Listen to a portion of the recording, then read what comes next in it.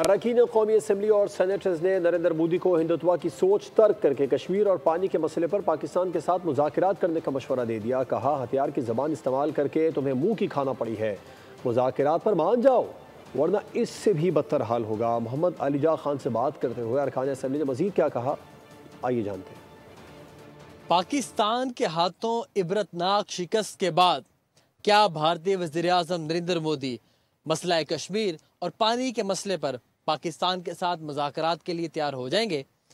آئیے جانتے ہیں اراکین قومی اسمبلی اور سینٹ سے۔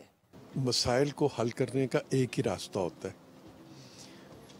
جو ہتھیاروں کی زبان ہے مودی صاحب نے اسے استعمال کیا اور ناکام ہوئے، تو اب اگر وہ زبان کا ہتھیار استعمال کر لیں تو وہ خطے کے لیے بھی بہتر ہے۔ آپ اتنی سنگ دلی اور بربریت کا مظاہرہ کریں گے کہ لوگوں کو پانی مار کے بند کر کے انہیں مارنا چاہتے ہیں، تو پھر ظاہری بات ہے اس میں اس ڈکلیریشن آف وار۔ پاکستان اور انڈیا میں بھی کوئی وقت ایسا ہوگا جس میں مذاکرات کے سوا اور کوئی حل نہیں ہے۔ پانی والا معاملہ جو ہے وہ یہ تو نہیں ہے کہ نل کا ہے اس نے بند کر دیا اور وہ بند ہو جائے گا، مگر فرض کر لیجئے کہ اگر وہ بند بھی کر دے 5-7 سال لگا کے پانی کو کہیں روک بھی لے تو اس کو تباہ کرنا کوئی مشکل کام نہیں ہے، ایک میزائل کی مار ہوگی نا۔